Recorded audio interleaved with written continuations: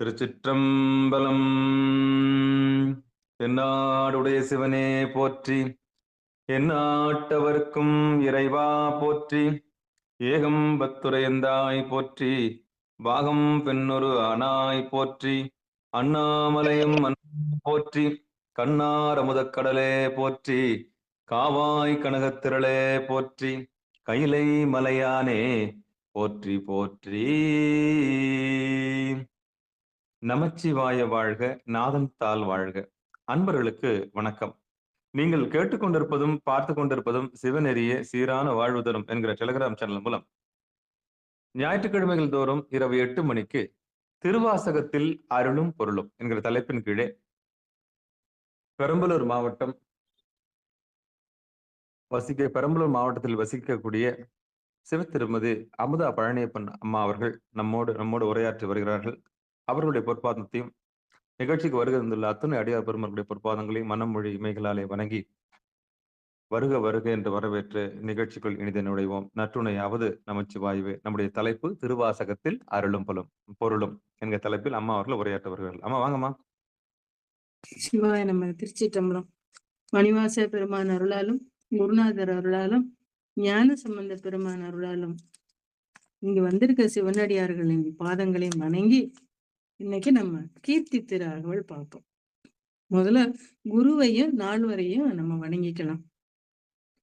தெளிவு குருவின் திருமேனி காண்டல், தெளிவு குருவின் திருநாமம் செப்பல், தெளிவு குருவின் திருவார்த்தை கேட்டல், தெளிவு குரு சிந்தித்தல் தானே. நால்வர் துதி. புளியர்கோன் வெப்பொழித்த புகழியர்கோன் கடல் போற்றி, ஆலிமிசை கல்மிதப்பில் அணைந்த பிரானடி போற்றி, வாழி திருநாவலூர் வன் தொண்டர் பதம் போற்றி, ஊழிமளி திருவாத ஊர திருத்தாள் போற்றி. திருச்சிற்றம்பலம். நம்ம போன வாரம் திருவாசகம் பார்த்தோம், இந்த சிவபுராணம் பார்த்தோம். இந்த வாரம் கீர்த்தி திருவுகள் பார்ப்போம். அது கொஞ்சம் ஒரு சிந்தனைக்காக கொஞ்சம் பார்த்துக்குவோம். இந்த திருவாச சிவத்துல சிவபுராணத்தை அடுத்து வரக்கூடியது கீர்த்தி திருவுகள். இறைவன் உயிர்கள் மேல உள்ள அன்பின் காரணமா பல்வேறு இடங்கள்ல பல்வேறு வடிவங்கள்ல தோன்றி திருவிளையாடல் செஞ்சிருக்காரு. இறைவன் தானாகவோ அல்லது தன் திருவருள் பெற்ற அடியார்கள் மூலமாகவோ பல செயல்களை செய்கிறார். அதை எல்லா சமயங்களும் ஏத்துக்குது. சிற்றறிவுடைய உயிர்கள் இறைவனுடைய திருவுருள் செயலை சிந்திக்க தொடங்க ஆரம்பிச்சோன்னே அதுங்களுக்கெல்லாம் ஆச்சரியம் வந்துரு. மனிதர்களை தான் சொல்றாரு. அப்படி இந்த செயல்களை செய்யறதுனால உயிர்கள் தான் பயனடையுது. திருவிளையாடல்கள் எல்லாம் இறைவன் தம்பொருட்டாக நிகழ்த்தல, உயிர்கள் பயனடையணுங்கிறதுக்காக தான் எம்பெருமான் இந்த திருவிளையாட்டை ஆரம்பிச்சிருக்காரு. இந்த கீர்த்தி திருவிழாவில் பெரும்பாலும் எம்பெருமானுடைய விளையாடல்கள் நிறைய வரும். அதையும் இன்னைக்கு நம்ம பார்ப்போம். தில்லை மூதூர் ஆடிய திருவடி பல்லுயிர்க்கெல்லாம் பயின்றனாகி, எண்ணில் பல்குணம் எழில் பெற விளங்கி, மண்ணும் விண்ணும் வானோர் உலகும் துண்ணிய கல்வி தோன்றியும் அளித்தும் என்னுடைய இருளை ஏறத் துறந்தும்னு சொல்ல. இது வரைக்கும் நம்ம பார்ப்போம். தில்லை மூதூர் ஆடிய திருவடி பல்லுயிர்க்கெல்லாம் பயின்றன. அதாவது நம்ம ரொம்ப பழமையான ஊருன்னு சொல்லக்கூடியது தில்லையை சொல்றோம். யாரும் காண முடியாத இந்த திருவடிய எல்லா காலத்திலும் எல்லாரும் பாக்குற மாதிரி இருக்கணும்னா அந்த ஏதாவது பிரம்மா திருமாலாலே பார்க்க முடியல, பிரம்மாவாலையும் விஷ்ணுவாலையும். அப்ப திருவடியை பத்தி பேச வந்த மணிவாசன் சொல்றாரு, தில்லை மூதூர் ஆடிய திருவடின்னு ஏன் சொல்றாரு? இந்த உயிரினங்கள் பல்வேறு, அதாவது 4 வகைப்பட்ட உயிரினங்கள் பல்வேறு உடம்போடு வாடுது. ஊர்வன, பரப்பன, நீந்துவன, நடப்பன. அதை நம்மளால அந்த பார்த்த உடனே இது என்ன பறவையா மிருகமான்னு நம்ம பார்த்த உடனே சொல்ல முடியும். ஆனா ஒவ்வொரு உடம்புக்குள்ளேயும் உயிரா இருக்கக்கூடிய இறைவனை பார்க்க முடியுமா? அந்த உயிரைத்தான் நம்மளால பார்க்க முடியுமா? பார்க்க முடியாது. அப்ப அந்த உயிருக்குள்ள உயிரா இருக்கக்கூடிய சிவ இறைவனை பார்க்க முடியுமா? பொறிபுலன்களுக்கு எட்டாவது உயிர். உயிர் எங்க இருக்குன்னு யாராலையும் சொல்ல முடியாது. கையில அடிபட்டா வலிக்கும். அப்ப இங்க உயிர் இருக்கான்னா இருக்கு. இப்ப எங்க உயிர்? எல்லா இடத்துலயும் தானே இருக்கு. உயிர் இல்லாத இடம்னு எதை சொல்ல முடியும்? உயிர் இல்லாத இடம்னா அது சவந்தான். அததான் சொல்றாரு. அந்த பொறிபுலன்களுக்கு எட்டாத உயிருக்குள்ள இருக்கக்கூடியது இறைவனோட திருவடி. அப்ப அத மனசளவுல நினைக்க முடியுமே ஒழிய அதை கண்ணால பார்க்க முடியுமா? அதுக்கு ஒரு எளிமையான வழி சொல்றாரு.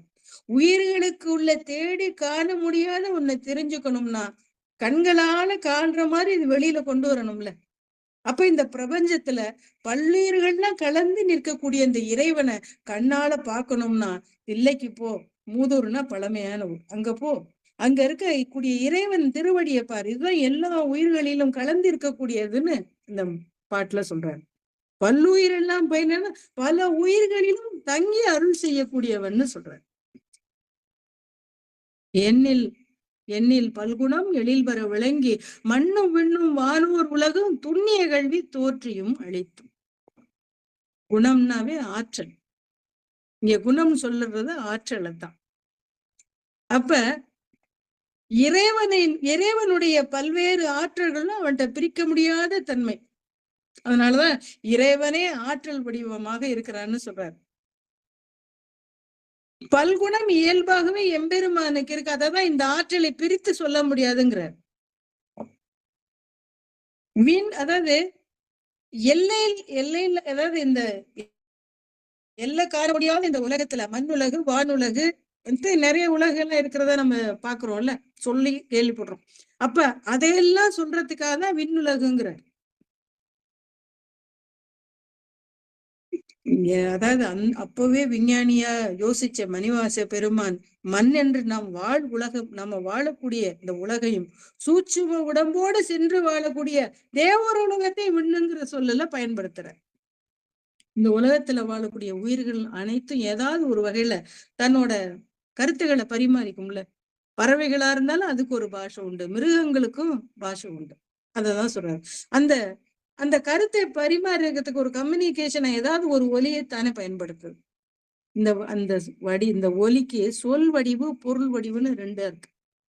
அததான் சொல் பிரபஞ்சம் அர்த்த பிரபஞ்சம்னு சொல்லுவாங்க. அதத்தான் இங்க துண்ணிய கல்விங்கிறார்.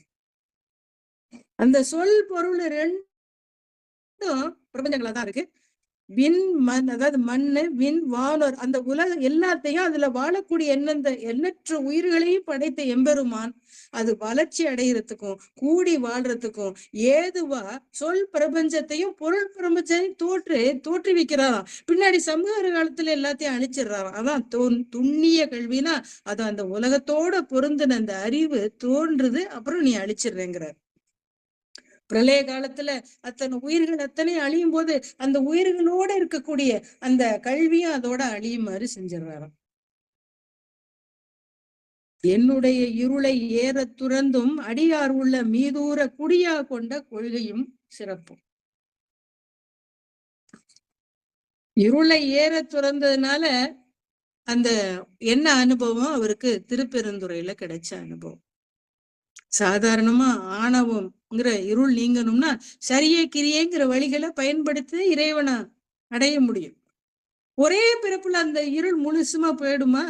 சைவ சித்தாந்தம் சொல்லுவாங்க சகலர் பிரளயாகலர் விஞ்ஞான கலர்னு 3 நிலைகள்ல சொல்லுவாங்க. இந்த 3 நிலையில 3வது நிலையை அடைஞ்சவங்களுக்கு கூட ஆணவ இருள் முழுசுமா இறங்கல, கழியலைன்னு சொல்லுவாங்க. அப்ப திருப்பெருந்துறையில குருவாய் எழுந்துருளி வந்தோம் தம்முடைய இருளை ஒரே கணத்துல ஒரு க்ஷணத்துல போக்கிட்டான்னு சொல்ல வந்த அடிகளார் ஏற துறந்தும் சொல்றாரு. ஏற துறந்துன்னா முழுசுமா அழிச்சிட்டாருங்கிறார். ஒரே பிறப்புல ஒரே வினாடியில தம்முடைய இருளை ஏற துறக்க முடியுமா? எப்படி முடியும்னு கேட்கிறவங்களுக்கு விடை சொல்ற மாதிரி சொல்றாரு. பல்லுயிரெல்லாம் படைத்து அந்த உயிர் உரையும் இறைவன் கருணை வைத்தா ஒரே நடியில அந்த உயிருக்குள்ள ஒரே இருக்கக்கூடியவன் இறைவன். அவன் மனசு வச்சா போதும் ஒரே நொடியில அந்த இருளை போக்க முடியுங்கிறார். நம்ம இப்ப கேட்போம் இந்த அப்படின்னா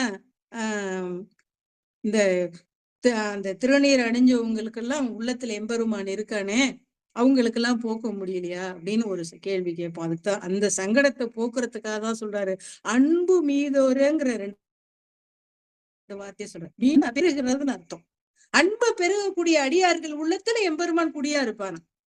அன்பு மிகுந்த அடியார்னா என்ன? இறைவன், அதாவது இவருடைய இறை அன்பு வினாடிக்கு வினாடி வளர்ந்துகிட்டே இருக்குங்கிற பொருளோட அர்த்தம். அதான் அன்பு மீதோரன்னு அர்த்தம். அவங்க அந்த அன்பு உள்ள மனிதர்கள் உள்ளத்துல குடியா இருப்பான்னு சொல்றேன். மண்ணு மாமலையது மகேந்திர மதனில் சொன்ன ஆகமம் தோற்றுவித்த அருளியும் கல்லாடத்து கலந்தினிதி அருளி நல்லாளோடு நயப்புற எய்தியும். அதாவது இந்த உலகுக்கு மகேந்திர மலையில ஆகமங்களை அருளி செய்ததும் கல்லாடம்ங்கிற தலத்துல உமாதேவியோட இருந்ததையும் சொல்றாரு. இந்த ஆகமத்தை இறைவன் தோற்றுவித்து சொல்லுவாங்கல்ல, ஆகமத்தை தோற்றுவித்த சொல்றாருல்ல, அந்த அந்த ஆனந்த தேவர் பிரணவருங்கிறவங்களுக்கு எல்லாம் ஆகமத்தை சொன்னாங்கன்னு சொல்லுவாங்க. இந்த வரலாற்று ஆகமங்களும் சொல்லுது. உமையம்மைக்கு ஆகமம் சொன்ன வரலாற்றை திருமந்திர திருத்தொண்டர் புராணத்துல நம்ம பார்க்கலாம். அதத்தான் இங்க சொல்றாரு. ஆகமங்களை சொன்னதை சொல்றாரு. ஆகமங்களை அருளி செய்ததுன்னு சொல்லிட்டு அடுத்து சொல்றாரு, இந்த இறைவன் மகேந்திர மலையை சொல்றாருல, அந்த மகேந்திர மலை பொதியும் மலைக்கு தெற்கே இருக்குன்னு சிவ தர்மோத்தங்கிறத அந்த வால்மீகி ராமாயணத்துல சொல்றாங்க. அடுத்து பஞ்சப்பள்ளி கல்லாடத்து அது பார்த்துட்டோம். பஞ்சப்பள்ளியில் பால்மொழி தன்னோடு எஞ்சாது ஈண்டு இன்னொரு விளைந்தோம். அந்த முதல்ல கல்லாடத்து கலந்துருணி நல்லாளோடு நயப்பு உறவு எய்தும்னு சொல்றாருல்ல, அது கல்லாடம்ங்கிறது ஒரு சிவதலம். இங்கு நல்லாளோட இருந்த மாதிரி ஒரு வரலாறு சொல்றாங்க, அது நமக்கு தெரியல. அடுத்தது பஞ்சப்பள்ளியும் சொல்றாரு. பஞ்சப்பள்ளியில் பால்மொழி தன்னோடு எஞ்சாது ஈண்டு இன்னருள் விளைத்தும்னு சொல்றாரு. அதுவும் நமக்கு அந்த வரலாறும் நமக்கு கிடைக்கல. ஏன்னா அந்த பதியில அந்த உமையம்மையோட அருள் செஞ்சதுன்னு சொல்றாங்க, அந்த வரலாறும் நமக்கு கிடைக்கல. அடுத்தது கிராதக வேடமோடு கிஞ்சிக வாயவள் விராகு கொங்கை நற்றடம் படிக்கும் அப்படின்னா, இந்த வேடர் உலக இந்த அர்ஜுனன் வந்து தவங்க கிடக்குறான் எம்பெருமானுக்கிட்ட பாசுபதாஸ்திரம் வேண்டி. அப்ப இறைவன் வந்து வேடரா வந்து அவனை சோதிச்சு அவனுக்கு அந்த பாசுபதாஸ்திர கதையை சொல்லுவாங்க. அததான் சொல்றாரு, அந்த வேட ரூபமா வந்ததுன்னு சொல்றாரு. கேவேடராகி கிளிறு படைத்து மாவேட்டாகி ஆகமம் வாங்கியும்னு சொல்றாரு. இது வந்து திருவிளையாடல் புராணத்துல வரக்கூடியது. ஒரு காலத்துல இறைவன் அம்பிகைக்கு வந்து அந்த ஆகமங்களை சொல்றாரு. ஆகமங்களை சொல்லும் போது உமையம்மை வந்து அதை கவனிக்காம சொல்லுவாங்கல்ல, வேற எங்கேயோ அப்படி வடிக்கையா இருந்தாலும். அப்ப வந்து உமையோட அதுக்கு எம்பெருமானுக்கு கோவம் வந்துருச்சு. இறைவனோட சாபத்தை ஏற்று வளைஞனோட மகளா பிறந்துட்டான்.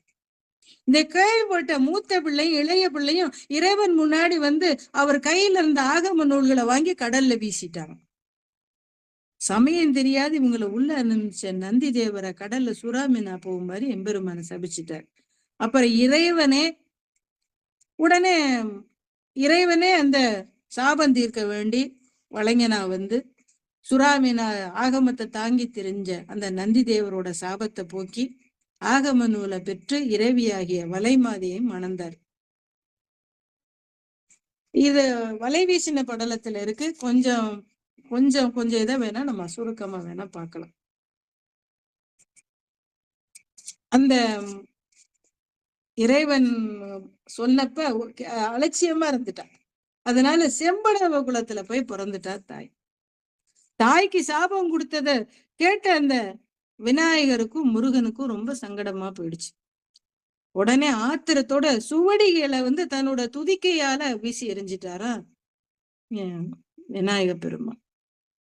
அழகு பிள்ளையான ஆறுமுகன் தன்னுடைய சிவபெருமான் கரத்துல வச்சிருந்த சிவஞான போத சுவடிகளை பிடிங்கி கடல்ல வீசிட்டார். அது நந்தி தேவரை சபிச்சுட்டாரு. நாங்க ரகசியமா இருந்ததை நீ ஏன் பண்ணன்னு சுறாமீனா போன்னு சாபம் கொடுத்துட்டாரு. அடுத்து அவரோட பாதம் அதாவது அந்த விநாயகர் மேல விழுந்தது. அவனை சபிச்சா தன்னையே சபிச்ச மாதிரி ஆயிரும்னு அதாவது ஆத்திரத்தை அடக்கிக்கிட்டார். எந்த சாபம் விநாயகருக்கு கொடுக்கல. ஆனா முருகனை நோக்கி சொல்லிட்டாரு, நீ வணிகர் குலத்துல ஊமையா பிள்ளை பிறக்க கிடவுதுன்னு ஊமையாகணும்னு சொல்லிட்டார். பாண்டிய நாட்டுல கிழக்கு கடற்கரை பக்கம் பாக்கம்ங்கிற ஊர் இருக்கு. அந்த ஊர்ல நிறைய உப்பங்களிகள் இருக்கு. அந்த உப்பங்களையே பகைவர்களை தடுக்கக்கூடிய அகழி மாதிரி இருக்கும். அங்க பரதவ குலத்துல ஒரு நிறைய வாழ்ந்தாங்க அவங்க. அதுல ஒருத்தனுக்கு குழந்தையே இல்லை. அந்த பரதவ குலத்து தலைவனுக்கு பிள்ளை இல்லையேங்கிற ரொம்ப கவலையோட இருந்தான். ஒரு நாள் சிவபெருமான வழிபடுறான். சிவபெருமான் ஆணையினால உமாதேவி அங்க பிறக்கணும் இல்லையா? அதனால அங்க ஒரு கடற்கரையில ஒரு பனை மரத்து நிழல்ல ஒரு குழந்தை, பச்சிளங்குழந்தை அழுதுட்டு கிடக்கிறத பார்த்து ஆச்சரியப்படுறான். சிவபெருமான் ஆண்மை கருணையினால்தான் இந்த குழந்தை கிடைச்சிச்சுன்னு சொல்லி அந்த குழந்தைய தூக்கிட்டு வந்து வளர்க்குறான். அந்த ஒரு நாள் திடீர்னு ஒரு நாள் சொல்லுவாங்கல்ல, பார்வை இல்லாதவனுக்கு பார்வை கிடைச்சா எப்படி சந்தோஷமோ அது மாதிரி சந்தோஷம் வந்துச்சு அந்த குடும்பத்துல. சிவபெருமான் கட்டளைப்படி அந்த சாப விமோச்சனம் ஆகணும்ல, அந்த குழந்தைய வளர்த்துட்டு இருக்காங்க. நந்தி தேவர் சுறாமீனா மாறி அந்த கடல்ல அங்க எங்கேயும் அலையிறார். அதாவது எதுக்கு? விநாயக பெருமான் வீசி எறிந்த அந்த சுவடியை தேடி எடுத்துட்டார். தன் தலையில சுமந்துக்கிட்டு உள்ளத்துல நமச்சிவாய மந்திரத்தை உச்சரிச்சுக்கிட்டு இறைவனை சேரக்கூடிய காலத்தை நினைச்சு எண்ணிக்கிட்டே இருந்தாராம் மனசுல. இந்த சுறா மீன் கடல்ல கலக்குது, படகுகளெல்லாம் கவுக்குது, கப்பல்களெல்லாம் முட்டி தள்ளுது. தன்னை எதிர்த்து வர்ற கடல் சுறாக்கள் எல்லாம் கொம்புனால குத்தி தூக்கி எறியுது. மீன்பிடிக்க செல்ல போற அந்த மீனவர்கள்லாம் பயப்படுறாங்க. அந்த மீனை அடக்க முடியல. ஒவ்வொரு நாளும் அந்த சுறாவோட சேட்டை அதிகமாகுது. அந்த மீனவர்களால அந்த நஷ்டத்தை தாங்க முடியல. நிறைய அவங்களோட வலைகள் பிஞ்சு போச்சு, படகு சுக்குநூறா போச்சு. இது ஒரு தடவை 2 தடவை இல்ல, வருடங்கள்ல பல தடவை நடக்குது. பல வருடங்களா அதை ஒண்ணுமே பண்ண முடியல. உடனே இவன் அந்த பரதகுல தலைவர் சொல்றாரு, மீனவ தலைவர், இந்த சுறாவை பிடிக்கிறவங்களுக்கு என்னோட மகளை கல்யாணம் பண்ணி கொடுப்பேன்னு சொல்லிட்டார். பல வருஷம் ஓடிச்சு, அப்படியும் வரல. அதாவது நேரங்காலம் வரணும்ல, காலம் கழிஞ்சிச்சு. எம்பெருமானே வர்றாரு. எனக்காக காத்திருக்கக்கூடிய உமையமைய கரம் பிடிக்கிறதுக்காக வர்றாரு. மீனவனா மாறி கருத்த மேனியில சிவப்பு துணியை இடுப்புல இறுக்கமா கட்டிக்கிட்டு வர்றாரு. இடுப்புல ஒரு வாள் இருந்தது. தலையில கொன்றப்பூ மாலை சூடி கால்கள்ல வீரக்கடல் விளங்க வெண்மையான மணல் பரப்புல நடந்து வர்றாரு. சிவகணத்தின் தலைவன் ஒருவனும் அவருக்கு உதவியா வர்றான். பின்னாடி செம்பட வேணம் பூண்டு தோல்ல வளைய போட்டுக்கிட்டு முதுகுல மீன் கூட்ட தாங்கினவன்னா அவருக்கு பின்னால அவன் வந்துகிட்டு இருக்கான். எம்பெருமானோட உதவியால சிவகணம். 2 பேரும் அந்த மீனவர்கள் குடியிருப்புக்கு வந்தாச்சு. அவன் கேக்குறான், மீனவர் தலைவன் கேக்குறான், நீங்க எல்லாம் யாரு?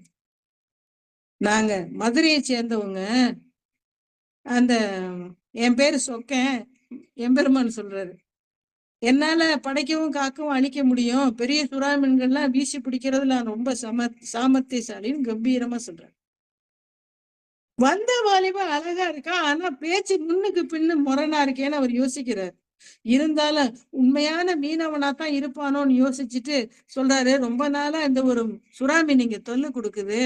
அதை நாங்க ரொம்ப வருத்தமும் அதனால நஷ்டமும் அடைஞ்சிட்டோம். நிறைய பேர் கடல்ல மூழ்கி இறந்துட்டாங்க, நிறைய பேர் காயப்பட்டு வந்துட்டாங்க. நீ நீ அத புடிச்சிட்டீன்னா என் புலவிளக்கா இருக்கக்கூடிய அழகான பெண்ணை உனக்கு நான் திருமணம் செஞ்சு தருவேன்னு சொல்றேன். எம்பெருமான் சிரிச்சுக்கிட்டே போறார். வலைய வீசி படகுல ஏறி கடலுக்கு போறார். தான் கூட வந்த தோல்ல கிடந்த வலைய வாங்கி பெரிதா அப்படியே கடல்ல வீசினார். தெய்வீக வலையில யாரும் அகப்பட மாட்டான். இந்த முராட்டு சுறாமீன் உடனே சிக்கிக்குச்சு. அதைத்தானே, அந்த தருணத்தை தானே அது காத்து கிடந்தது. வலையை கிழிச்சிட்டு வெளியே வர துடிச்சுது. ஆனா ரொம்ப சாமர்த்தியமா அதை அடக்கி கரைக்கு இழுத்துட்டு வந்து மணல் வழியில போட்டார். அந்த மீனவர் குடியிருப்புல இருந்த பெண்கள் எல்லாரும் ஆரவாரம் செய்யறாங்க. பரதகுல தலைவர் தான் சொன்னபடியே தன்னோட பெண்ணை அவருக்கு மனம் முடிச்சு கொடுக்கிறார். மனக்கோலம் முடிஞ்ச உடனே வலைஞரும் மணமகளும் திடீர்னு மறைஞ்சு போயிட்டாங்க. எல்லாருக்கும் பயந்து போயிட்டாங்க. என்ன திடீர்னு காணாம உடனே ரிஷப வாகனத்துல அமிர்தவன் சிவபெருமானும் உமையம்மையும் காட்சி கொடுத்தாங்க. சுறாமினா வந்த நந்திகேசரும் தன்னுடைய சுயரூபம் பெற்று மேல போறாங்க. இந்த பரதகுல முதல்வனுக்கு அந்த தரிசனத்தினால பொய்யறிவுங்கிற இந்த உலக அறிவு நீங்கி மெய்யறிவு கிடைச்சது.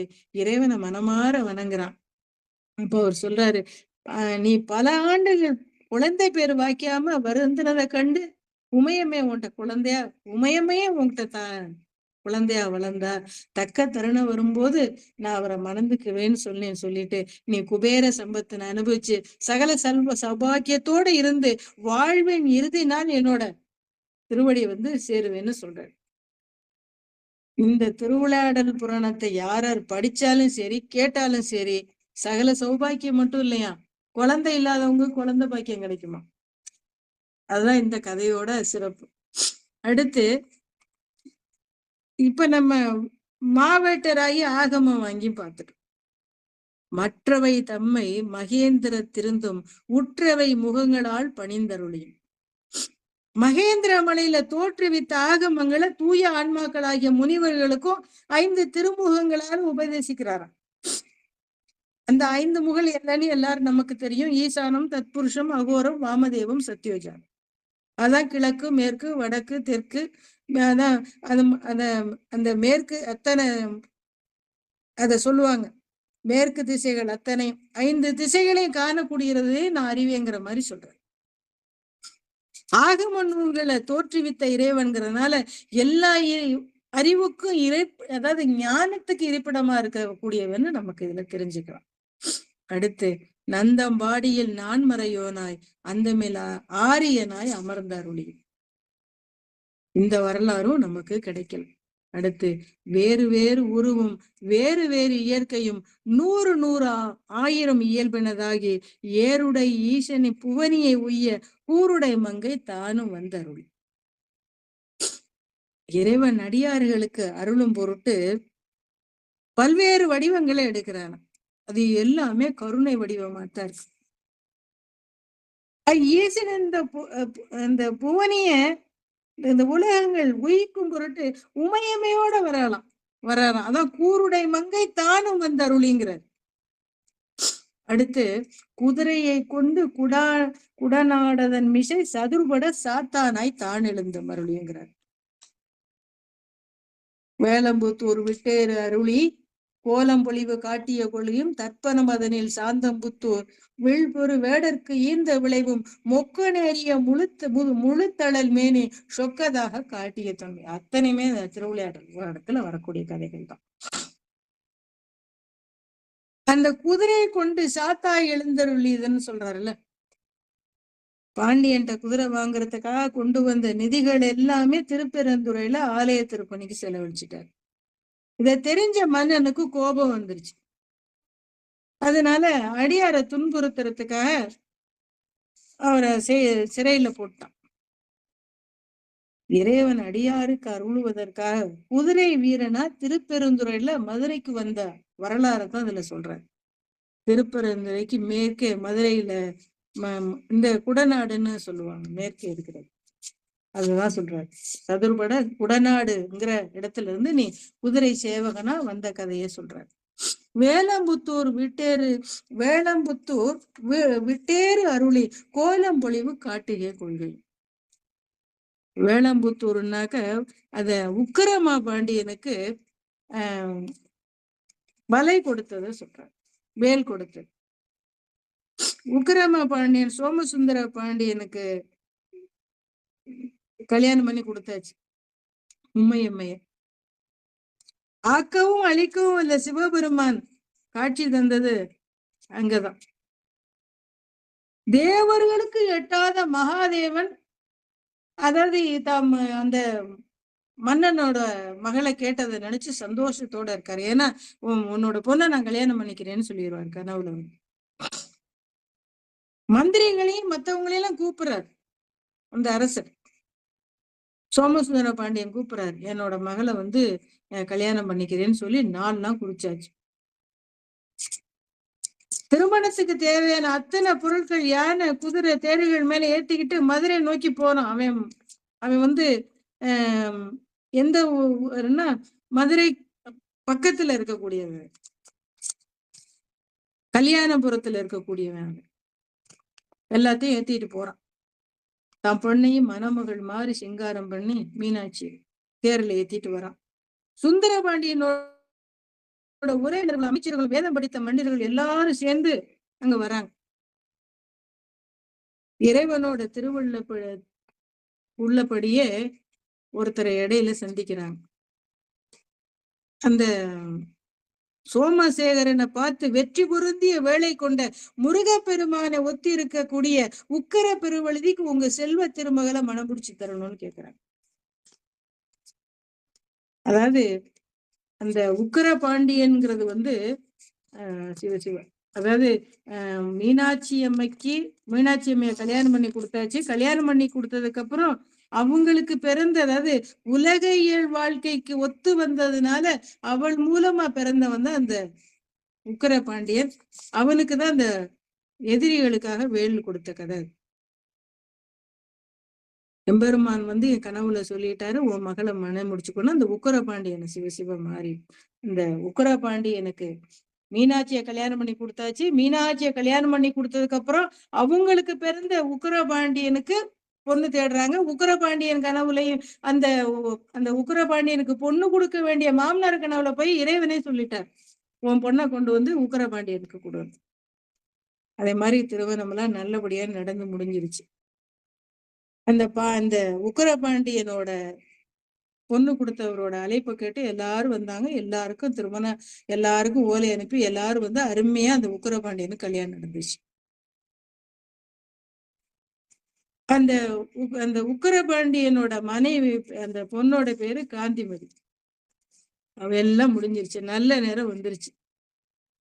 நல்ல வாழ்க்கை அருமையா ஓடிட்டு இருக்கு. அந்த சொல்றாரு எம்பெருமான் இந்திரன் வந்து எப்பவுமே இந்த உக்கர பாண்டியன் மேல கோபமா இருக்கான். இந்திரன் ரொம்ப ஆணவத்தோட நடப்பான். அவனால உனக்கு தொந்தரவு உண்டாகும். இந்த வலயத்தினால அந்த வலயத்தை போட்டாவே போதும், அவனோட சிரசு வந்து செதறி போயிடும். கடலும் உனக்கு எதிரியாகும். அப்ப இந்த வேலை எரிஞ்சின்னா அந்த கடல் வற்றி போயிடும். மகாமேரு மேல வந்து மகாமேரு மலை வந்து ரொம்ப செருக்கோட இருக்கு. அதோட கர்வம் பொடிபட இந்த செண்டாயுதத்தினால அடி அப்படின்னு உபதேசிச்சுட்டாரு. யாரு? எம்பெருமான் சொக்கநாத் தன்னோட மகனான உக்கரபாண்டியனுக்கு சொல்றாரு.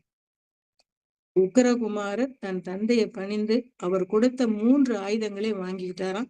ஒரு நல்ல நாள்ல வேத கோஷங்கள் முழங்க வானவரும் மற்ற முனிவர்களும் தன் மகனுக்கு உக்கரவழுதிக்கு பட்டாபிஷேகம் செஞ்சுட்டு பாண்டிய மன்னராய் அவன் ஆக்கிட்டு கொன்றை மாலையை அணிந்த சிவபெருமானாகிய சுந்தர பெருமான் ஆசீர்வாதம் பண்ணிட்டு தன்னுடைய பட்டத்தரசி தாடதகை பிராட்டியோட திருக்கோயில நுழைஞ்சு சிவலிங்கத்தோட மறைஞ்சிட்டாரு. உக்கரவழுதி பெருவழுதி ரொம்ப நாள் ஆட்சி செஞ்சு ரொம்ப அருமையா பண்ணாருன்னாங்க. இந்த தன்னோட அரசு உரிமை, செங்கோல், ஆணையெல்லாம் மகனுக்கு கொடுத்துட்டு தர்ம நெறி வலுவாம நீ நீண்ட நெடுங்காலம் ஆட்சி கொடின்னு சொல்லிட்டு போறாரு. இந்த கதையை கேட்டா தடைப்பட்ட திருமணங்கள்லாம் நடக்குமா? அதான் வேல்படை கொடுத்தது எப்படி உக்கர பாண்டியனுக்குன்னா, இந்த வேலம்பதூர்ல தன்னோட எம்பெருமான் தன்னோட மகனாக அங்க அவதரித்த முருகனோட மறு அவதாரம்னு சொல்லுவாங்க உக்கரபாண்டி. அவனுக்கு அந்த வேல் கொடுத்த கதையை சொல்றார். தர்ப்பண மதனில் சாந்தம்புத்தூர் விற்பொரு வேடற்கீந்த விளைவு. வெள்ளினால போர் செய்யக்கூடிய ஒரு வேடுவனுக்கு கண்ணாடியில வாழ்படையெல்லாம் கொடுத்ததா ஒரு கதை சொல்லப்படுது. அது நமக்கு அந்த வரலாறு நமக்கு தெரியல. அடுத்து முக்கணி அருளிய முழுத்தழல் மேனி சொக்கலாக காடிய துணை. அதாவது ஒரு வணிகர் இருந்தார். இறைவனை வணங்காம அவரு உணவு உண்ண மாட்டார். வியாபாரத்துக்காக அப்பெல்லாம் குதிரைகள்ல போவாங்க பல இடங்களுக்கு. இப்ப மாதிரி வசதிகள் இல்லை. அப்ப குதிரையில போகணும், இல்லைன்னா கூட்டு வண்டி வண்டிகள்ல இதுல போவாங்க. அதுலயே வசதி கம்மியா இருக்கவங்க நடந்துதான் போனாங்க. அப்படி 2 பேரும் போகும்போது இறை வழிபாட்டுக்கு அப்புறம் தான் ஒரு உணவை சாப்பிடக்கூடியவர் அந்த மனிதர். அவரு தன்னோட மைத்துனரோட போறாரு. இப்ப இறைவனை வணங்கணுமே அந்த சமயத்துல குதிரைக்கு முன்னாடி ஒரு கொள்ளு பை தொங்க விட்டுருப்பாங்கல்ல. மைத்துனன் வந்து இவர் மேல இவரை பரிகசிக்கணுங்கிறதுக்காக என்ன பண்றான், அந்த கொள்ளு பையில மணலை நிரப்பி சிவலிங்கம் போல செஞ்சு வச்சுட்டு, இதான் இதுல சிவலிங்கம் இருக்கு வணங்குங்க அப்படின்னோடனே அவரு இறைவன் மேல உள்ள அன்பின் காரணமா அந்த கொள்ளு பையில முக்கணினா குதிரைக்கு கொள்ளு வைக்கக்கூடிய தோல் பை அதுல இருந்த இறைவனை வணங்கி உணவு ஒண்ணு சாப்பிட ஆரம்பிச்சிட்டாரு. இறைவனை வணங்கிட்டு முடிஞ்சதுக்கு அப்புறம் அவன் சிரிச்சு விழுந்து சிரிக்கிறான். நகை ரொம்ப கேலி பண்றான். நான் இப்ப சொன்னது வந்து கொள்ளு பையில மண்ணத்தான் வச்சிருந்தேன்.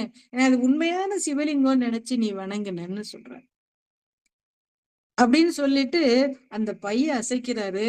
அதுல இருக்க மணல் கொட்டலைங்க. உண்மையான சிவலிங்கமா மாறிடுச்சு. அன்னையில இருந்து இந்த பெருமான் முக்கனீஸ்வரன்னு சொல்றாங்க. இன்னும் கோயில் இருக்கு அந்த கொங்கு மண்டலத்துல. அடுத்து அரியோட பிரம்மர் களவரியோன்னா நரியை குதிரை ஆக்கிய தன்மை. திருமாலும் பிரம்மனும் தான் பெரியவங்கன்னு 2 பேரும் ரொம்ப செருக்கோட இருந்தாங்க. அதான் சொல்ற அரியோட பிரம்மாவுக்கு அளவு அறிய ஒண்ணாங்க. அவங்களால தேடி காண முடியல. அப்ப திருமால் என்ன பண்றாரு, வராக ரூபம் எடுத்து எம்பெருமான மண்ணை இது பண்ணிட்டு கீழே போறாரு திருமால்.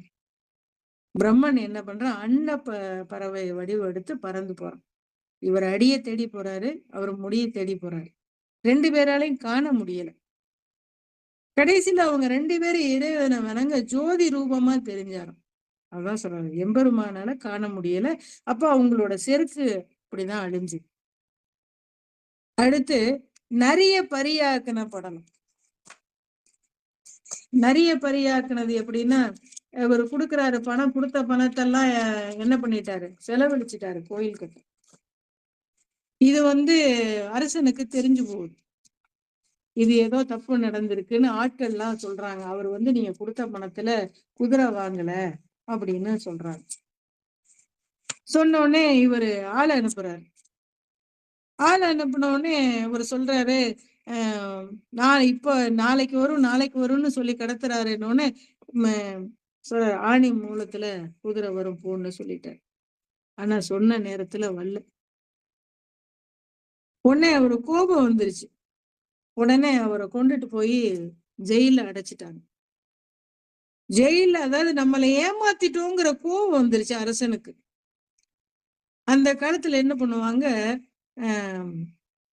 இதுல உச்சி வெயில்ல நிக்க வைப்பாங்க. ஆத்து மணல்ல நிக்க வைப்பாங்களாம். இல்லைன்னா என்ன பண்ணுவாங்களாம், ஆத்து மணல்ல நிக்க வச்சு தலையில ஒரு செங்கக்கல்லையும் கொடுப்பாங்க. கீழையும் சூடு மேலையும் சூடு.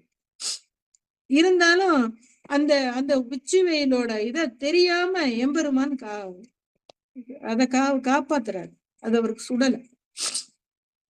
அன்னைக்கு முழுதும் கொண்டு போய் நிப்பாட்டி விடிய விடிய அதே எம்பெருமான் நினைச்சுக்கிட்டே அந்த சிவநாமத்தை சொல்லிக்கிட்டே இருக்க. என்னை ஆட்கொண்ட எம்பெருமானே நீ இப்படி என்னை சோதிக்கலாமான்னு வருத்தத்தோட இருக்க. ஆனா மறுநாள் அன்னைக்கு ராத்திரியே கனவுல அவர் காதுல விழுந்துருச்சு. ஆவணி மாதம் மூல நட்சத்திரம் இன்னும் சில நாள்ல வரப்போகுது. ஆனா குதிரை வரல. இவன் குதிரை வாங்க போகலையே, பொய் சொல்லிக்கிறானேன்னு தெரிஞ்சுதானே ஜெயில போட்டார். ஆவணி மூலத்துல வரும்னு சொன்னானே அப்படின்னு இவர் யோசிச்சுக்கிட்டு இருக்கும் போது எம்பெருமான் காட்டுல திரியக்கூடிய நரியெல்லாம் உயர்ந்த குதிரைகளா மாத்தி அவரே குதிரை சாத்தானா வராரு. அந்த சிவகணங்களை எல்லாம் குதிரை சேவகனமாக்கி கொண்டு வர்றாரு. குதிரையெல்லாம் ரொம்ப அழகா இருக்கு. சோமசுந்தர பெருமான் அந்த வேதத்தையே புறவியாக்கி வந்தாராம். பாக்குறவங்க தெருவுல போறவங்க எல்லாம் பார்த்து அப்படியே அசந்து போறாங்க. பார்த்தவங்க ஏங்க குதிரை வீரனா தெருவுல வரும்போது எத்தனை பேர் பார்த்திருப்பாங்க, வீதியில எத்தனை பேர் பார்த்திருப்பாங்க. அரசன் மட்டுமா பார்த்தா, அரசவையில இருந்து எத்தனை பேரும் பார்த்திருப்பாங்களா? அத்தனை பேருக்கு முக்தி தானங்க. காற்றை விட வேகமா போகக்கூடிய அந்த குதிரைகளை வேகமா வர்றாங்க. அந்த குதிரை வரக்கூடிய செய்தியை தெரிஞ்சு முன்னாடியே போய் சொல்லிட்டாங்க. கூட்டமா வருதுன்னு உடனே அவரை விடுவிச்சுட்டான். விடுவிச்சுட்டு அவருக்கு நல்ல முத்து மாலை பட்டாடையெல்லாம் பரிசா கொடுத்து நான் தெரியாம பண்ணிட்டேன்னு உட்கார வச்சுட்டான். குதிரைகள் வரத ஆவலோட காத்திருக்காங்க. அவ்வளவு அழகா இருக்கு. கம்பீரமா ஆயிரக்கணக்கான குதிரைகள்லாம் வருது. எம்பெருமான் அதுக்கு மேல ரொம்ப அழகா வர்றாரு. குதிரை வீரனை பார்த்து எல்லாரும் கண்ணிமைக்கவே மறந்துட்டாங்களாம். அத்தனை அழகு. இவன் என்ன மன்மதனா இல்ல தேவலோகத்துல இருந்து வந்தவனான்னு எல்லாரும் அவன் முருகப்பெருமானோட அவதாரமா திருமாலான்னு அப்படி பாக்குறாங்களாம். உடனே சொக்கநாத பெருமான திருவிளையாடுறக்க கொஞ்சம் காலம் தாழ்த்துறாராம். மன்னனுக்கு பொறுக்கல. என்னடா இன்னும் வரா, இன்னும் காணா, இன்னும் வந்து சேரலையேன்னு. சேரலையே, வருதுன்னு சொல்றாங்க. வள்ளியன திருவுலதான் வந்துட்டு இருக்கு. எல்லாரும் ஆச்சரியமா பாத்துட்டு இருக்காங்க. அந்த குதிரை வர அவன் கோவப்படும் போதே அந்த குதிரை ஓசை அவருக்கு எல்லாருக்கும் கேக்குதான். கேட்ட உடனே அப்பதான் தூசி அந்த குதிரை படைகள்லாம் நிறைய வரும்போது குதிரை குழம்புல இருந்து மணலை கிளறி வர்றதுனால தூசைகள் வரும். இப்ப மாதிரி தார் ரோடுகள்லாம் அப்ப இருந்திருக்காரு. ஆயிரக்கணக்கான குதிரை வீரர்கள் வர்றாங்க. உடனே அவ சொல்றாங்க, இதுக்கு இந்த தலைவன் யாருன்னு அரசன் கேக்குறான். இத்தனை குதிரைகள் வருது, இவருக்கு எப்படி தெரியும்? இவர் எனக்கு தெரியலைங்கிறாரு. ஆனா இவருக்கு தெரியும் பெருமான் தான் வராருன்னு. ஆனா அவர் சொல்றாரு எனக்கு தெரியலையே. அவங்க எதாவது சொல்லுவாங்கல்ல, பாண்டியனுக்கே வந்து அவரை பார்த்த உடனே ஒரு வித மரியாதை, தன்னோட ஆசனத்துல இருந்து எழுந்து தலைக்கு மேல கைய கூப்பி வணங்கினாலும். எப்படி பாருங்க, இறை செயல் இது. அதுக்கப்புறம் தான் எனக்கு சுயநினைவு, ஐயோ ஒரு குதிரைக்காரனுக்காக நம்ம இவ்வளவு மரியாதை செஞ்சோம், காரணம் தெரியாம தலைக்கு மேல கையெடுத்து கும்பிட்டோமேன்னு வெக்கப்பட்டாங்க. குதிரை சேவன் மன்னனை பார்த்து, பாண்டியனே சொல் தவறாம வாத ஊரார் சொன்னபடி உனக்கு அத்தனையும் கொண்டு வந்துட்டோம். இந்த குதிரைகள்லாம் உன்கிட்ட வந்துருச்சு. இனிமே அவருக்கு வந்து துன்பம் கொடுக்காதுன்னு சொல்லிட்டோம். இந்த குதிரையெல்லாம் விலை மதிக்க முடியாதுங்கிறாரு. இப்ப நீ கயிறு மாத்திக்கிட்டேன்னா இது உனக்கு சொந்தமாயிரும். நாளைக்கு என்ன தன்மை வந்தாலும், அதாவது கயிறு மாத்திரன்னு சொல்லுவாங்க. இந்த சந்தைகள்ல எல்லாம் கயிறு கொடுத்துட்டா அது வாங்கிட்டா அவன பொறுப்பு, அவனோட பொருள் ஆயிடும். அதுக்கு அந்த வாங்கப்பட்ட அந்த ஆடோ மாடோ அதுக்கு ஏதாவது துன்பம் இருந்தா கொடுத்தவன் பொறுப்பு இல்ல, வாங்கினவன் பொறுப்பு. அதைதான் சொல்றாரு. இப்போ நீ கயிறு மாத்திட்டா இப்ப உனக்கு சொந்தமாயிரும். நாளைக்கு அது என்னவா மாறினாலும் அந்த நஷ்டத்துக்கு நான் பொறுப்பாக மாட்டேன். இதுதான் வியாபார முறைன்னு சொல்றாரு. பாண்டியனும் அதுக்கு ஒத்துக்கிட்டான். எல்லாரும் வாத ஊரரை பாராட்டுறாங்க. மணிவாச பெருமான் இவ்வளவு அழகான லட்சணமான குதிரைகளை நாங்க பார்த்ததே இல்லைன்னு வந்து சொல்லுவாங்கல்ல. ரொம்ப அழகா வந்து அகன்ற, அதாவது குதிரைகள் பார்த்தே ஒரு உயர்ந்த ஜாதின்னு சொல்லலாம். உயர்ந்த குழம்புகள் இருக்குமா, பற்கள்லாம் நீளமா இருக்குமா, அந்த மார்பின் மிடரு அந்த பாம்பு படம் போல இருக்கும், அகலமான நெத்தி, முக்கோண வடிவம், அந்த திரளான அந்த பிடரில் இருக்க முடிகள்லாம் ரொம்ப ரொம்ப நல்லா இருக்கும்.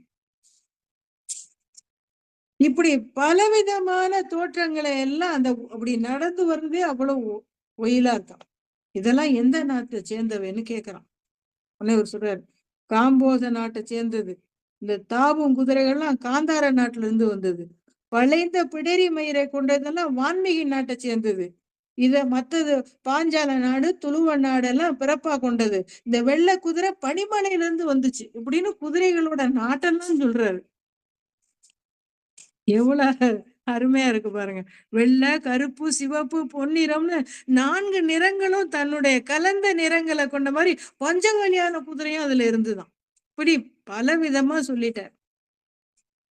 பாண்டிய மன்னன் அந்த குதிரைகளுக்கு எல்லாம் அழகான மாலைகள் அணிவிச்சான், மலர் மாலைகள் சூட்டினான். குதிரை வீரரா வந்து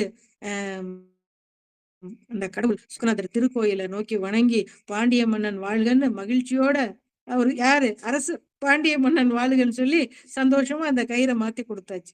மன்னனும் அதை தன்னோட கையில சந்தோஷமா ஏத்துக்கிட்டான். இதுதான் வந்து அந்த நிறைய பரியாக்கணும் வாங்கியாச்சு. வாங்கிட்டு சும்மா இருக்க கூடாதுல்ல. ராத்திரி ஆயிடுச்சு. ராத்திரி ஆன உடனே இந்த கட்டி வச்ச கயிறு அறுத்துக்கிட்டு இந்த நரிகள் எல்லாம் பரியா மாதிரி ஓடிச்சு. இது வரைக்கும் பிணமும் அழுகலும் தின்று பழக்கப்பட்ட குதிரைகள் அங்க இருக்க அந்த மாட்டு தொழுவ அந்த குதிரை லாயத்துல இருக்கக்கூடிய அந்த குதிரைகளை மகிழ்ச்சியோட கடிச்சு ரத்தத்தை குடிச்சிட்டு சந்தோஷமா ஓடிச்சான். குதிரை லாயத்துல எப்படி இத்தனை நரிகள் வந்துன்னு எல்லாரும் பயப்படுறாங்க. காவலர்கள்லாம் காவலர்கள் வரத பார்த்தோன்னே நரிகள்லாம் மதிகளை தாண்டி அந்த கோட்டைகளை தாண்டி ஓடி தெருவங்கும் ஓடி மறைஞ்சிருச்சான். போகும்போது வயல்ல கிடைச்ச ஆடு மாடையும் விடலே. எல்லா இடமும் ஒரே சதைகளும் ரத்த குட்டைகளும் நரிகளோட ஊலை ஓசமும் கேட்டுதான். ராத்திரில இப்படி நடந்த விபரீதங்கள்லாம் போய் சொல்றாங்க. அழகான குதிரையா வந்ததெல்லாம் நிறைய மாறி போச்சு. அது ஏற்கனவே லாயத்துல கட்டியிருந்த குதிரையும் கடிச்சிட்டு போயிடுச்சு அப்படின்னு. உடனே மன்னனுக்கு இன்னும் கோபம் வந்துருச்சு. முத நாள் குதிரைய பார்த்து சந்தோஷம் அடைஞ்சவன் இது மாதிரி குதிரை நமக்கு கிடைச்சதே இல்லையே, இது எல்லாருக்கும் கிடைக்காத பேருன்னு நினைச்சவரு இதெல்லாம் கனவா போச்சேன்னு ரொம்ப கோவம் வந்துருச்சு. இதுக்கெல்லாம் காரணம் யார்? இந்த வாத ஊரர்கார் தான். அவரை சும்மா விடக்கூடாது, திரும்பவும் அவனுக்கு தண்டனை கொடுக்கணும்னு சொல்லி அவனை கட்டி இழுத்துட்டு வாங்கங்கிறார். காலையில உற்சாகத்தோட வாத ஊரரை பட்டாடை முத்து மாலை எல்லாம் போட்டு அனுப்பிச்சவங்க திரும்பவும் அந்த நீ தந்திரக்காரன், என்னை மாயாஜாலம் பண்ணிட்டேன்னு கோபத்தோட நீ அமைச்சரா இருந்து இந்த காரியம் பண்ணிட்டியே அப்படின்னு அவர் சொல்றாரு. நான் நல்ல குதிரை தான் கொடுத்தேன், அந்த குதிரைக்கு என்ன ஆயிடுச்சுன்னு பயத்தோட கேக்குற. என்ன ஆயிடுச்சா? நீ கொண்டு வந்ததெல்லாம் குதிரை இல்ல, ராத்திரியே அதெல்லாம் நிறைய மாறிடுச்சு. நிறைய மாறினது மட்டும் இல்ல, இந்த குதிரை லாயத்துல இருந்த குதிரையெல்லாம் கடிச்சு ரத்தத்தை குடிச்சிட்டு போயிடுச்சு. இத்தனை நாளா நீ நல்லவனா நடிச்சு நீ பாசாங்க செஞ்சு உன்னைய நம்பி நாங்க மோசம் போயிட்டோங்கிற சொல்லிட்டு சொல்றாரு. இவனை திரும்பவும் கொண்டு போய் சுடுமணல்ல நிப்பாட்டுங்க, கால் கடுக்க முதுகுல பாறாங்கல்ல ஏத்தி சாட்டையில அடிங்கிற, நம்ம கொடுத்த பொண்ணை திருப்பி தர்ற வரைக்கும் தண்டனை நிப்பாட்டாதீங்கிற. உடனே எல்லாரும் அவனை இழுத்துட்டு மணிவாச பெருமான இழுத்துட்டு போய் அவர் சொல்லுவாங்கல்ல அந்த சுடுமணல்ல நிப்பாட்டி வச்சு கல்லையும் தூக்கி வச்சு அவரை உடம்புல சாட்டையால அடிக்கிறாங்க. ரத்தம் எல்லாம் கொப்பளிக்கு. அப்ப இந்த இவரோட அடிச்ச உடனே அந்த வேதனை குரல் எம்பெருமான் திருச்செவில விழுகுது. அப்பதான் அந்த வைகையில அப்பவும் வெள்ளம் இல்லை, தண்ணி இல்லாம தான் இருந்திருக்கு. வைகையில கரையை உடைச்சிட்டு வெள்ளம் வர்ற மாதிரி பாக்குறாங்க. அந்த வெள்ளத்தை பார்த்து எல்லாரும் அதிர்ச்சி அடைகிறாங்க. ஊர் மக்கள் எல்லாம் கூப்பிட்டு இந்த வெள்ளத்தை அடைக்கணும்னு பறைய அறிவிக்கிறாங்க. அப்படி அதுக்கப்புறம் தான் இந்த பிட்டுக்கு மண் சுமந்த கதை. அது அடுத்த வரும் நம்ம பார்ப்போம். இங்க நிறைய பரியாக்குனதுன்னு சொல்றாங்கல்ல, அதை தான் நம்ம பார்த்தோம்.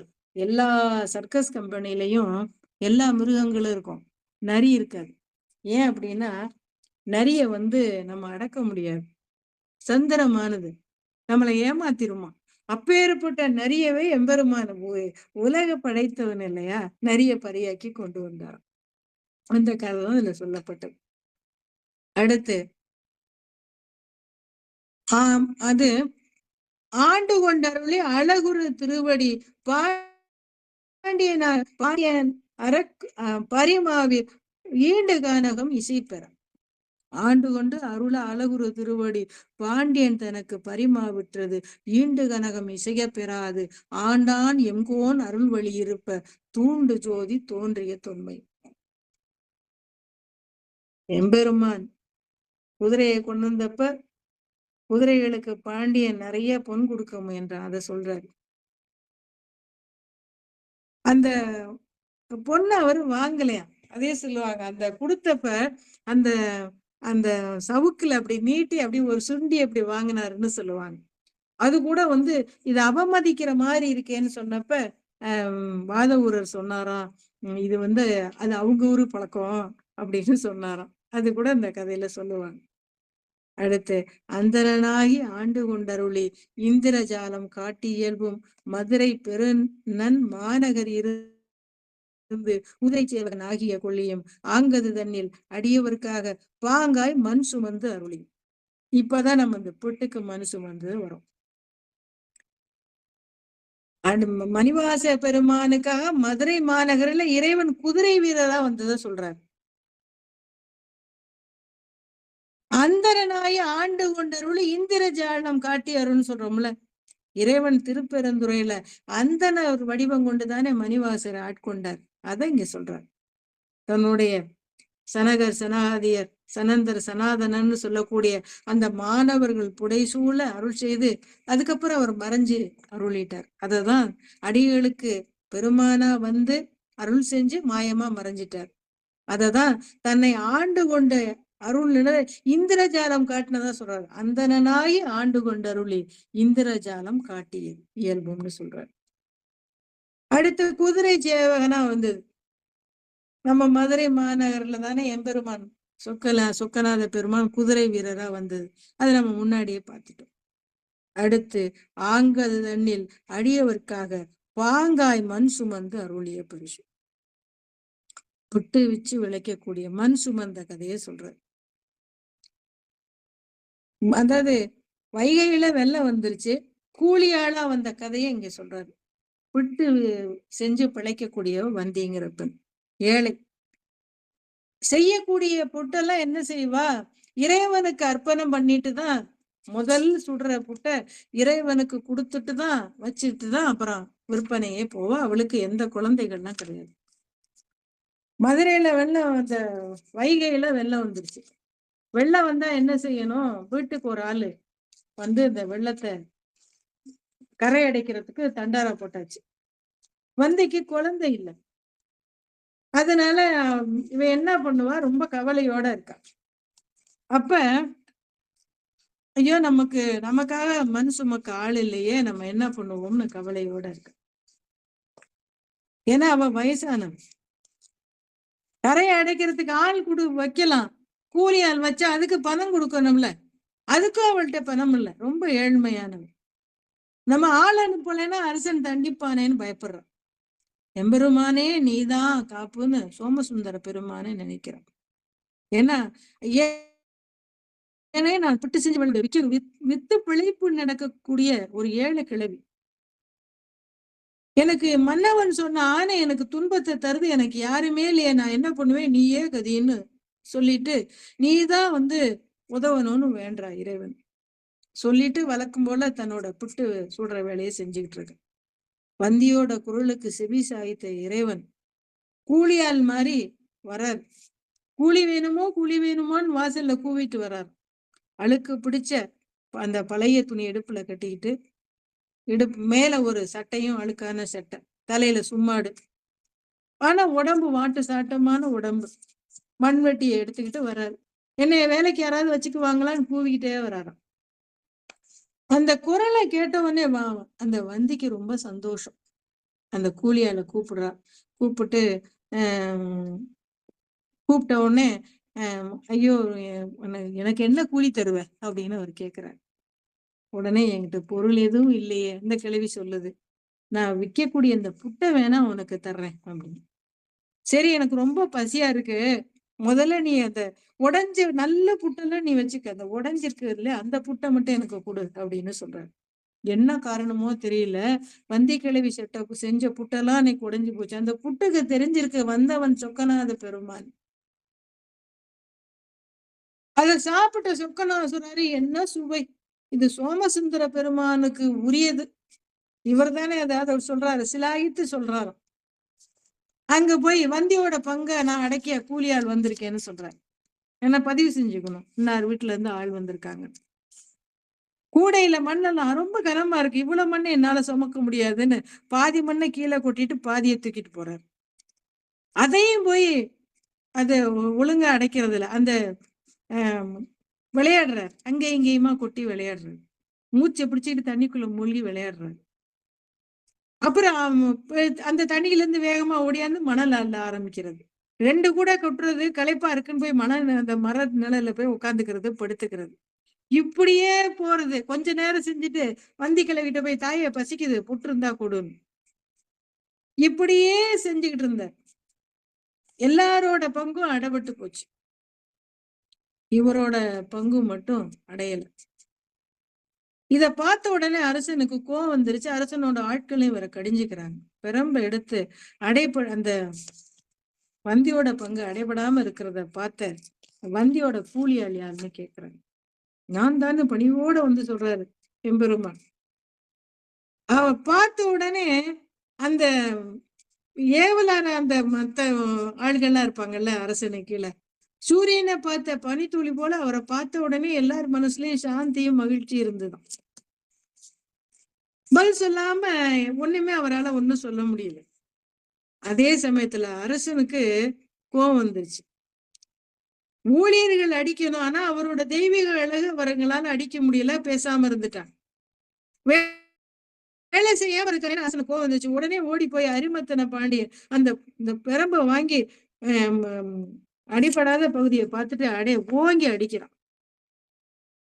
அந்த ஓங்கி அடிச்ச உடனே அதாவது எல்லா பக்கமும் அடிபட்டு அடைச்சாச்சு கரைகள். வந்தியோட பக்கம் தானே அடைபடாம இருந்துச்சு. அதனால கோபத்துல ஓங்கி அடிச்சிடறான் மன்னன். அவன் அடிச்ச அடி உயிரினங்கள் அத்தனை பேர்லையும், அதாவது அந்த மன்னன் உட்பட அந்த அடி எல்லா ஜீவராசி உடம்புலையும் பட்டுச்சான்.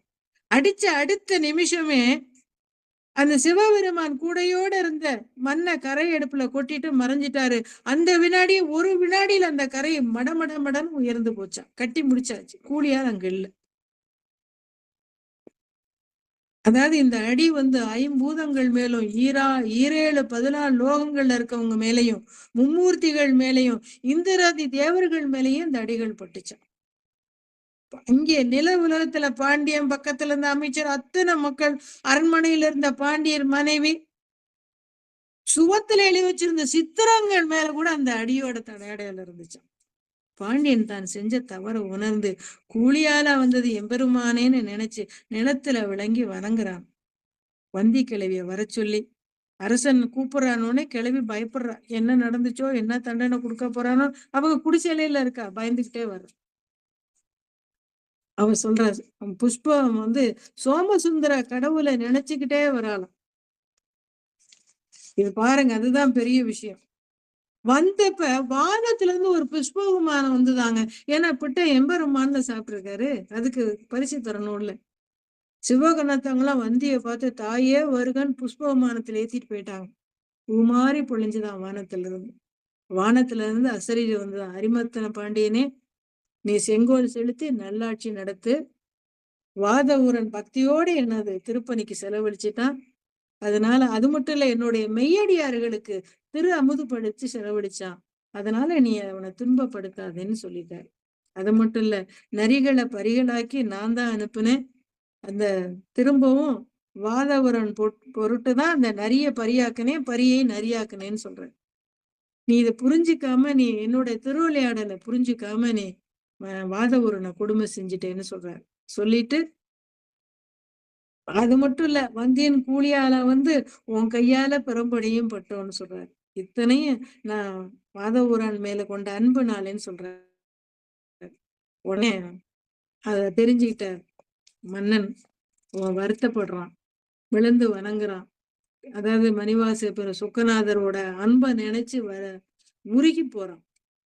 வாதவூரை தேடி போறான். அந்த மணிவாசகரை தேடி போய் அவர் காலில் விழுந்து வணங்கி தன்னோட பிழைகளை எல்லாம் பொறுத்துக்குமாறு வேண்டிக்கிறான். அது மட்டும் இல்ல, அவரை அமைச்சர் பொறுப்புல இருந்து விடுவித்து சகல மரியாதையோட அனுப்பி வைக்கிறான் அந்த அரிமர்த்தன பாண்டியன். அப்படி அதுக்கப்புறம் அவன் ரொம்ப ஆலய பணிகள்லாம் செஞ்சு நிறைய திருப்பணிகள்லாம் செஞ்சுதான் வரலாறு. இதுதான் இந்த பிட்டுக்கு மண் சுமந்த படம். அடுத்து, உத்தரகோசை மங்கையில் இருந்து வித்தக வேடம் காட்டி இயல்பு.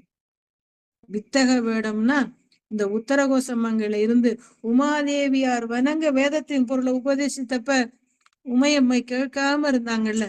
அதுக்கப்புறம் வந்ததான் நம்ம வலை வீசினது படலம் பார்த்தோம். மீனவனா சுறா மீனா அதுக்கப்புறம் உமையம்மைக்கு உபதேசித்தார்.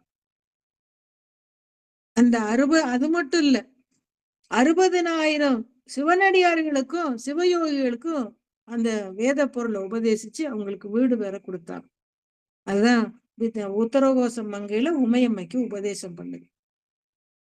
அடுத்து பூவன மதனில் பூவன மதனில் பொலிந்திருந்து அருளி தூவன மேனி காட்டிய தொன்மையும் வாத ஊரினில் வந்தினிது அருளி பாத சிலம்பொலி காட்டிய பண்பும் பெருந்துரை செல்வனாகி கருவார் ஜோதியில் கரந்த கள்ளமும் பூவல மதனில் பொழிந்து இனிது அருளி பாவம் நாசம் ஆக்கிய பரிசு.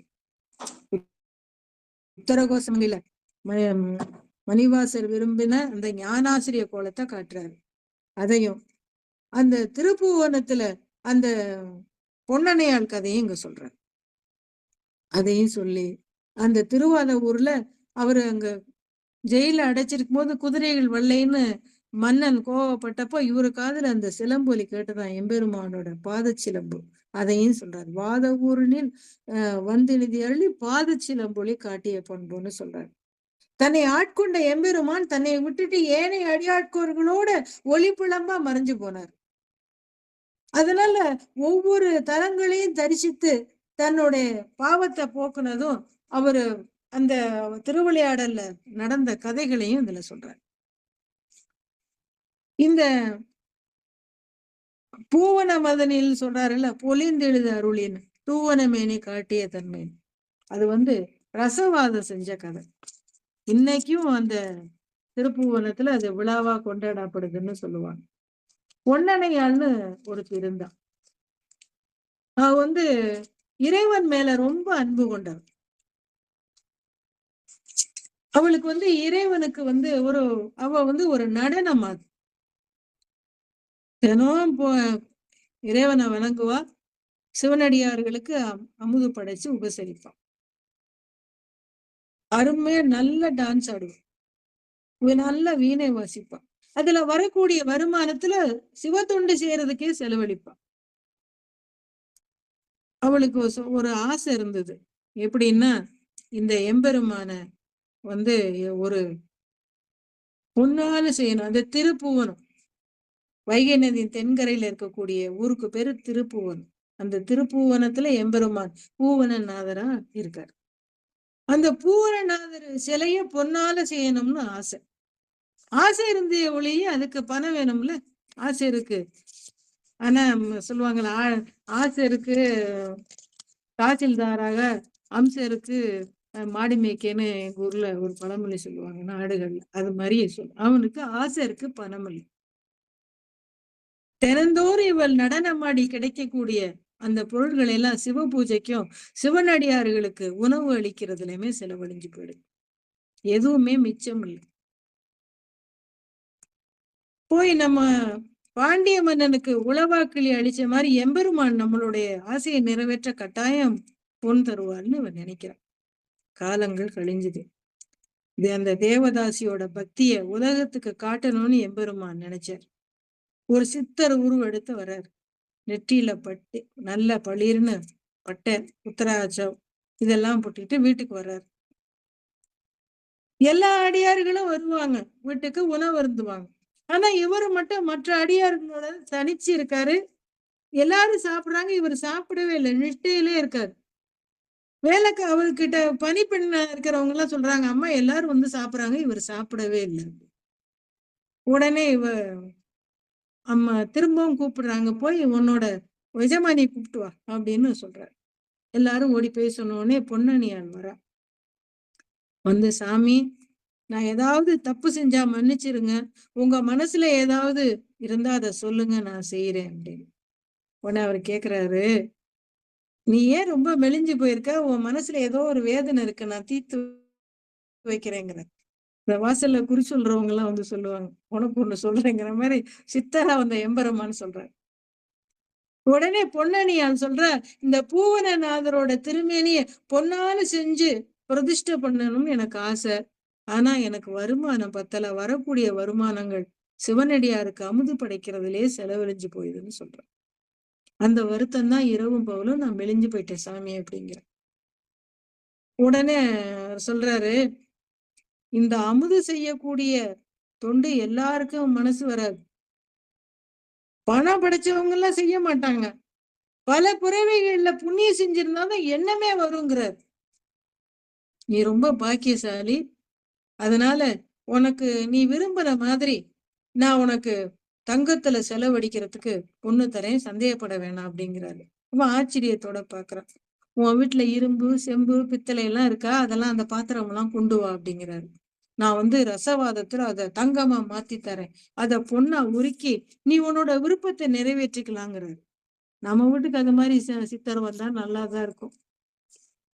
உடனே தான் வீட்டுல இருக்கிற உலோக பாத்திரங்கள்லாம் அவன் முன்னாடி கொண்டு வந்து குவிக்கிறான்.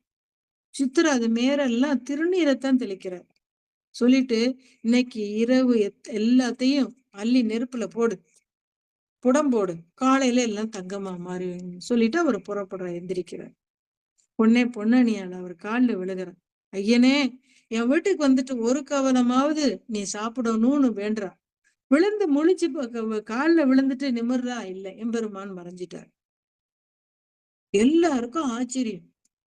உடனே அவர் சொன்ன அந்த சித்தர் சொன்ன மாதிரியே அவளும் அந்த வீட்டுல செஞ்ச பணிப்பெண்களும் எல்லாத்தையும் கொண்டு வந்து போட்டு நெருப்பு வச்சாச்சு, புடம் போட்டாச்சு. மறுநாள் காலையில பார்த்தா அந்த பாத்திரங்கள் தங்களுடைய அழுக்கும் களிம்பும் இயல்பும் நீங்கி தங்கமா மாதிரி தகதகன்னு சொல்லிச்சுச்சான். பசும் பொன்னா தங்கமா இருக்கக்கூடிய பாத்திரத்தை பார்த்து பொன்னணியால் ஆச்சரியம் அடையிறான். அது களவே இல்லை. அந்த பொன்னையெல்லாம் சிலை செஞ்சவங்கள்ட்ட கொடுத்த விருப்பப்படி அந்த பூவனநாதரோட சிலையா வடிச்சான்னு சொல்றாங்க. நல்ல நாள் பார்த்து தேர்ல வச்சு ஊர்வலமா கொண்டு வந்து கோயில்ல பிரதிஷ்டை பண்ணி வழிபாடு நடத்தினான்னு சொல்றாங்க. சில காலம் கழிச்சு முக்தி அடைஞ்ச. அதைத்தான் அதுல சொல்றாரு. பொன்னணையாளுக்கு அந்த பொன்னாக இருந்த காட்டினது. பாலச்சிலம்புலி காட்டினது இறைவன் அடியாருக்கு அருள் புரிஞ்சத அந்த குதிரை வர்றத சிலம்பொலி கேட்க செஞ்ச கதை இது. திருவார் பெருந்துரை செல்வனாகி கருவார் ஜோதியில் கரந்த கள்ளம். இறைவன் திருப்பெருந்துறையில குருந்த மரத்தடியில எம்பெருமானுக்கு, அதாவது ஞானசம்பந்த மணிவாசக பெருமானுக்கு அந்த மெய்ப்பொருளை உபதேசம் செஞ்சு பேரொளி பிளம்புல மறைஞ்சதை இங்க சொல்றாரு. அதே சொல்லிட்டேன். கரந்த கருவார் ஜோதியில் கரந்த கள்ளமுங்கிறார். கள்ளம்னா ஒளியில் மறைந்த வஞ்சகம். கல்வன் எப்பவுமே இருள்ல மறைஞ்சு போயிடுவான். ஆனா இந்த கள்ளன் ஜோதியில மறைஞ்சிட்டான்னு எவ்வளவு நயமா சொல்றாரு. இறைவன் ஒளி வடிவானவன், அருளே தரக்கூடியவன், மன இருளை அகற்றக்கூடியவன். அதனால இந்த தன் மனதை கவர்ந்த கல்வன் ஜோதியில மறைஞ்சார்னு சொல்றாரு. அடுத்து பூவல மதனில் பொழிந்தினிது அருளி பாவ நாசமாக்கிய பரிசு. திருப்பூவலம்ங்கிறது ஒரு ஊரு. அதுல பாவத்தை நாசமாக்குனவரல நமக்கு தெரியல. இறைவன் இறைவியோடு இந்த பூவுலங்கள்ல பல இடங்கள்ல பக்குவப்பட்ட ஆன்மாக்களுக்கு அருள் புரியிறான்னு சொல்றவங்களும் இருக்காங்க. அடுத்து இந்த ஒரு கதையோட நம்ம முடிச்சுக்கலாம். தண்ணீர் பந்தர் சயம்பெற வைத்து நன்னீர் சேவகம் ஆகிய தன்மை. சிவனடியார் இந்த ஒரு மன்னனுக்கு தண்ணீர் பந்தல் வச்ச கதைய அந்த திருவிளையாடல் புராணத்துல சொல்றாங்க. அதையும் நம்ம இப்ப பார்ப்போம். குலபூஷண பாண்டியனுக்கு 2 பிள்ளைகள். மூத்தவன் ராஜேந்திரன் பட்டணத்துக்கு ஆட்சி செய்யறான்.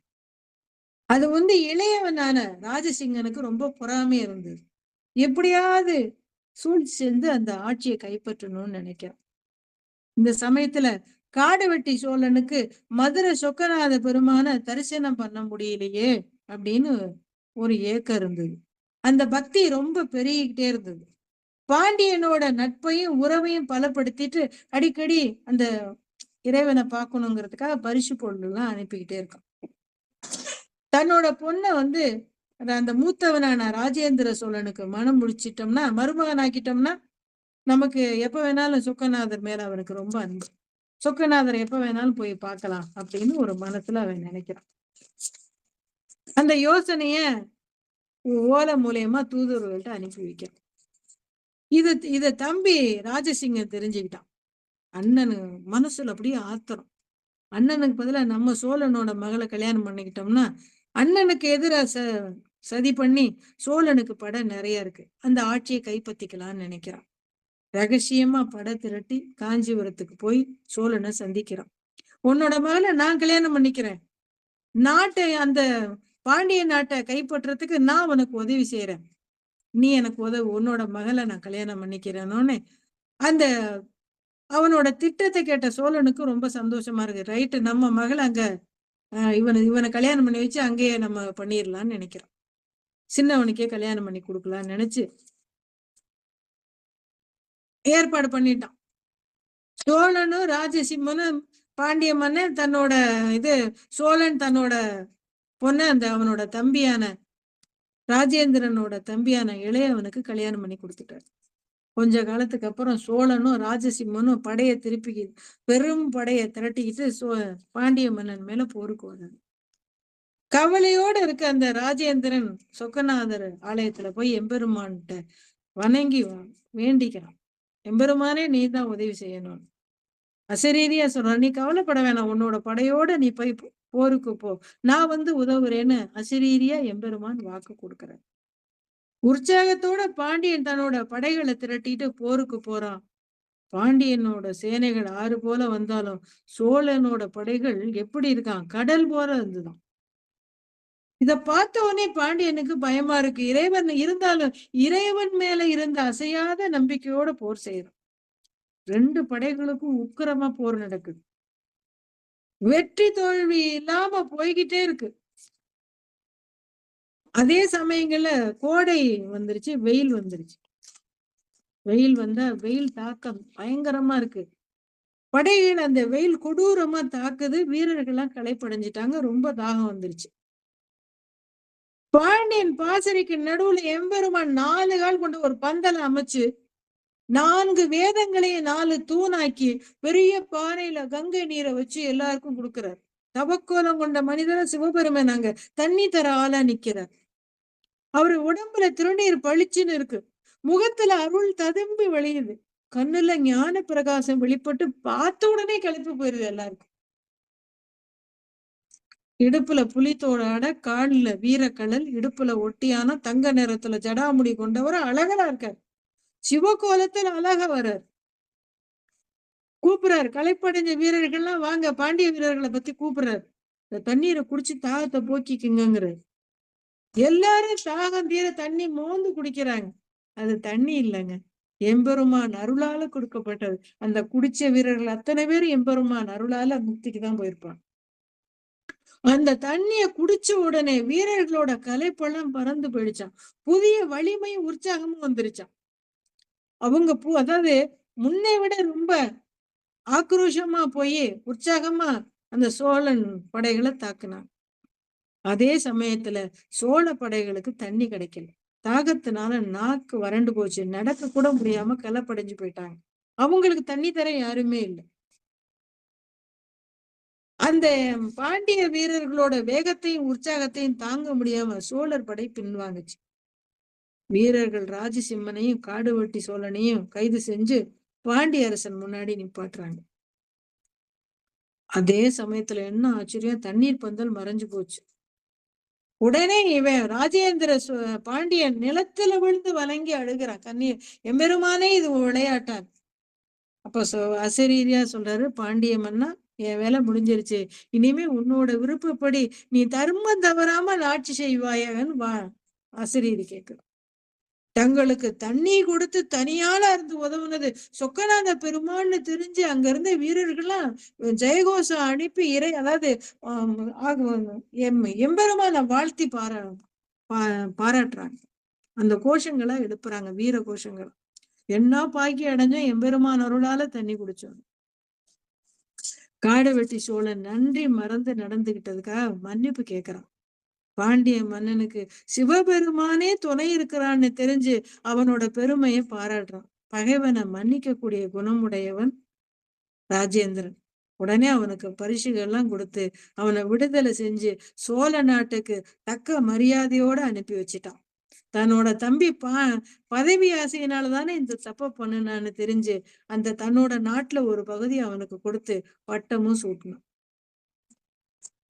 அப்ப இந்த தண்ணீர் பந்த வச்ச வரலாறு, இந்த கதையை யார் யார் படிக்கிறாங்களோ, அவங்க கிராமங்கள்ல தண்ணி பஞ்சம் வராதாம். பருவமழையும் சரியான நேரத்துல பொழிந்து, ஊர் சிறப்பா இருக்குன்னு சொல்றாங்க இந்த திருவிளையாடல் புராணத்துல.